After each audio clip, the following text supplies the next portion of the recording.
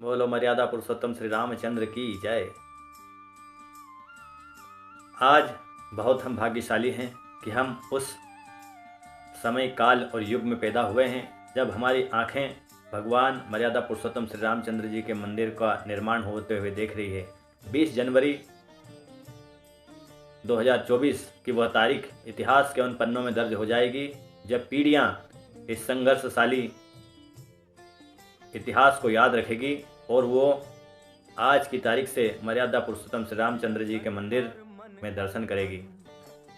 इसके पीछे एक छोटी मोटी कहानी नहीं है, हजारों हजार वर्षों का इसमें संघर्ष है और एक ऐसा संघर्ष है जिसके लिए कई पीढ़ियां बलिदान हो गई। कई पीढ़ियों ने इस मंदिर को बनने के लिए संघर्ष किया, कई पीढ़ियों ने इसकी आशा में अपना जीवन काट दिया, कई संत महंत समाज सेवियों का इस मंदिर के निर्माण में अपना बलिदान हुआ है।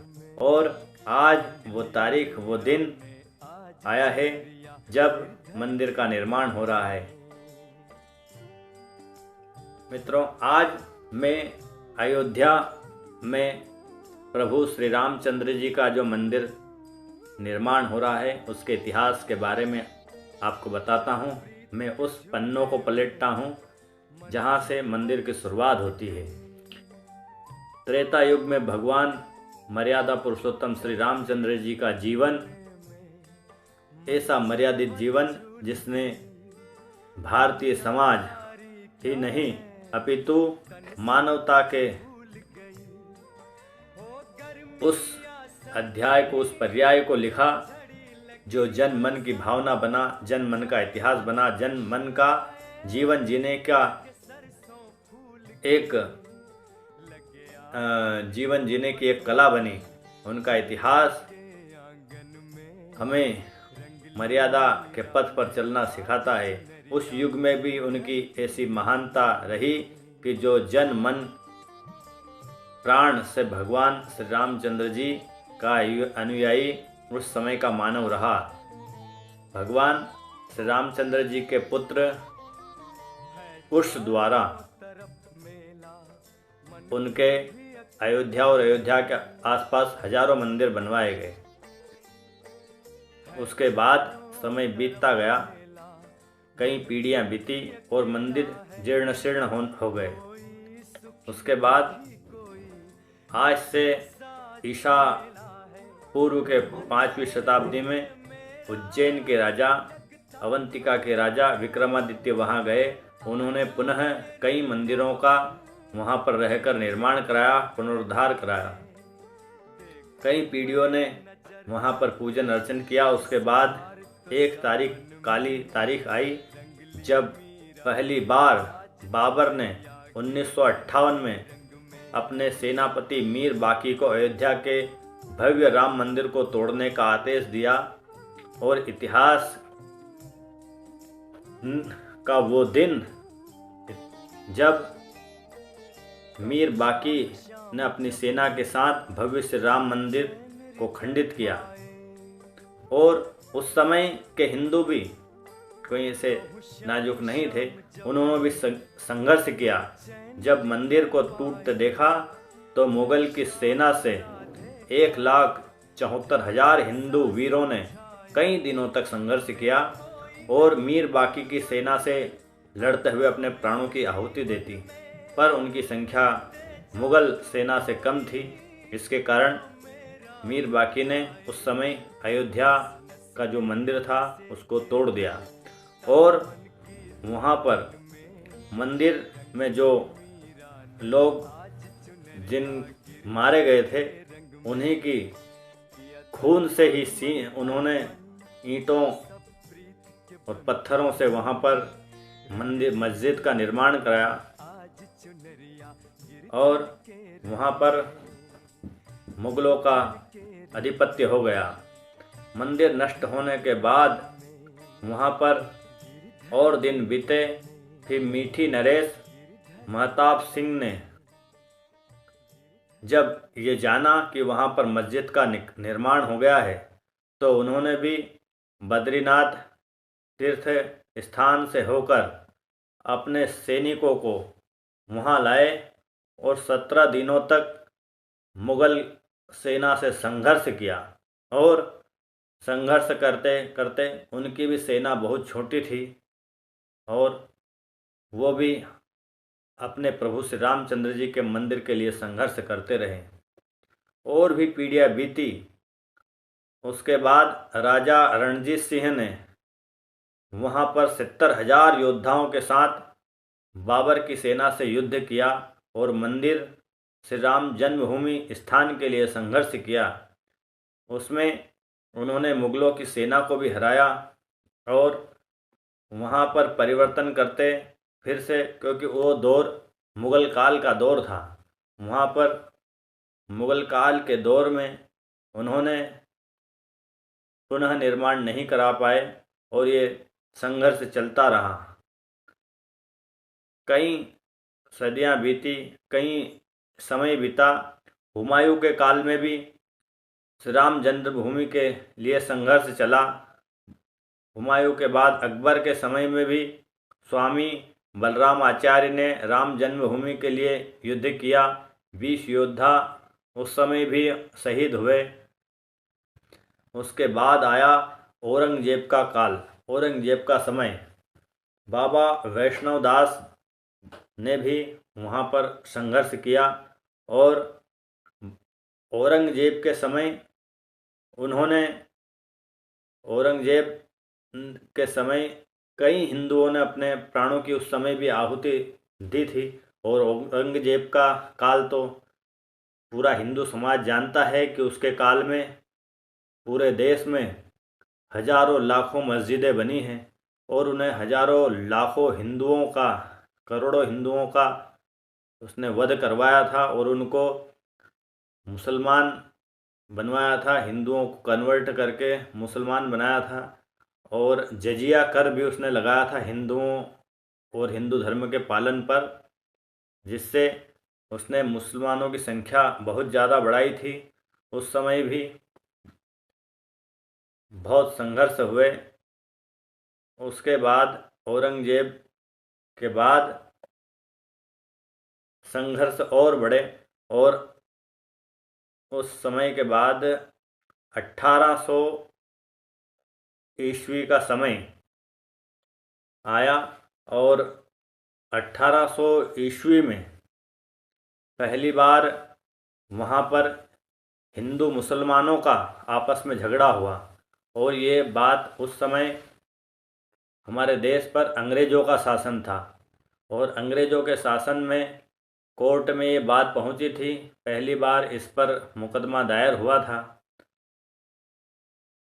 वहाँ पर संघर्ष चलने के बाद 1800 ईस्वी में जब अंग्रेज़ों का शासन था, उस समय पहली बार जब कोर्ट में ये विवाद उछला था तो उन्होंने वहाँ पर पहले मुसलमानों को पूजा करने का, अंदर मुसलमानों को नमाज पढ़ने का और बाहर हिंदुओं को पूजा करने का अधिकार ऐसा दिया।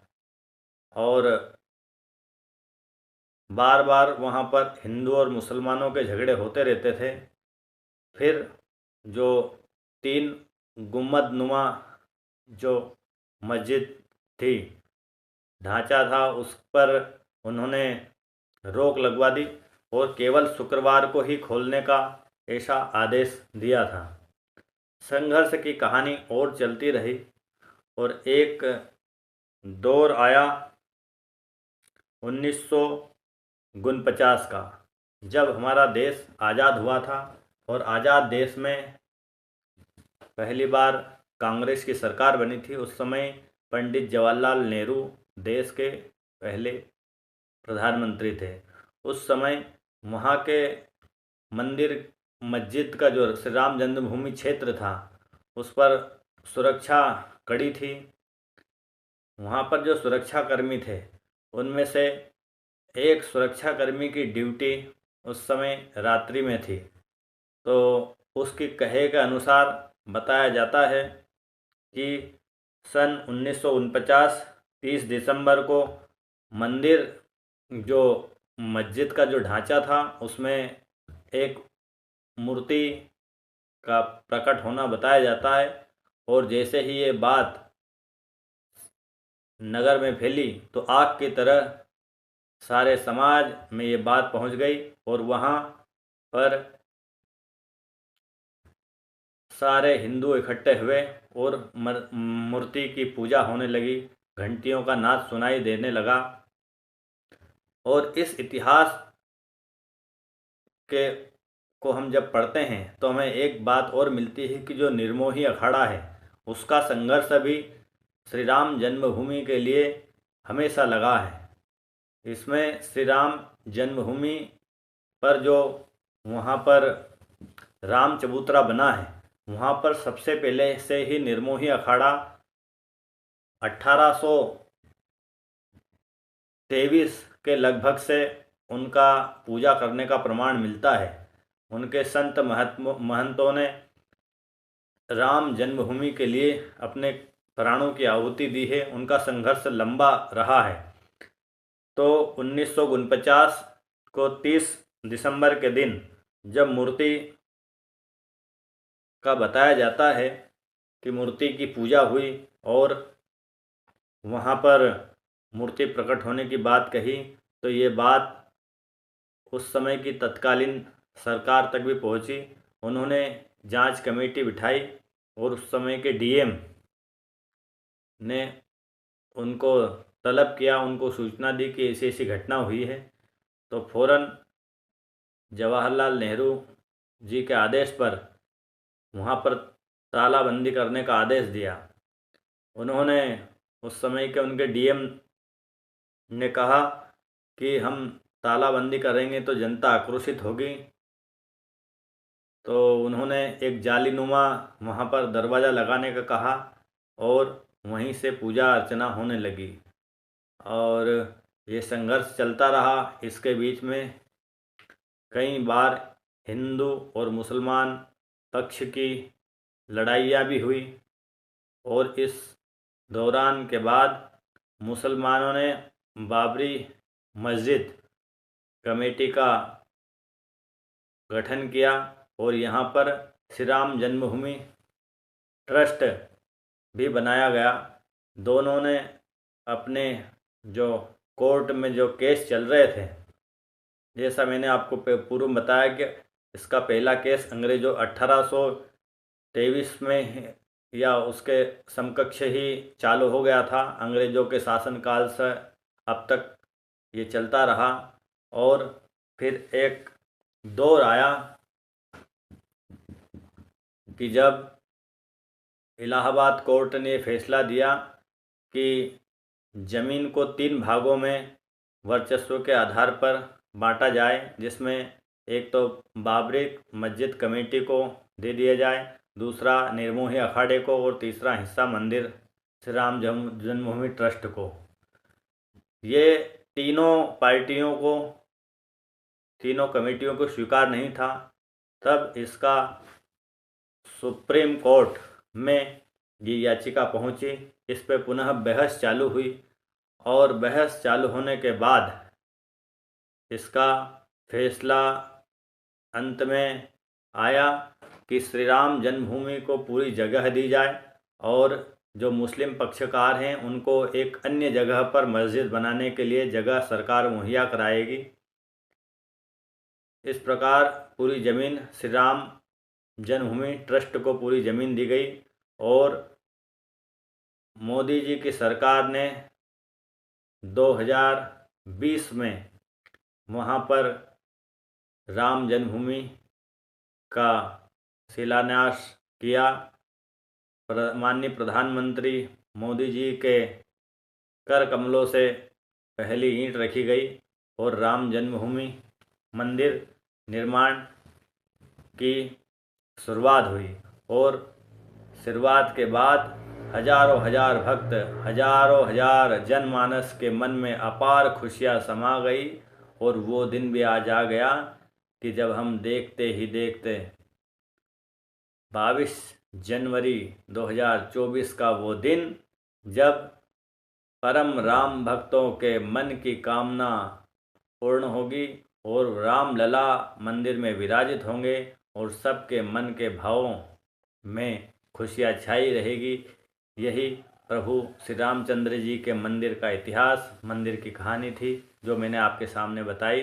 प्रभु श्री रामचंद्र की जय, मर्यादा पुरुषोत्तम श्री रामचंद्र जी की जय। और आप सभी उस पावन पुनीत मंदिर के दर्शन करने पहुँचे, यही कामना। इसी के साथ जय श्री राम।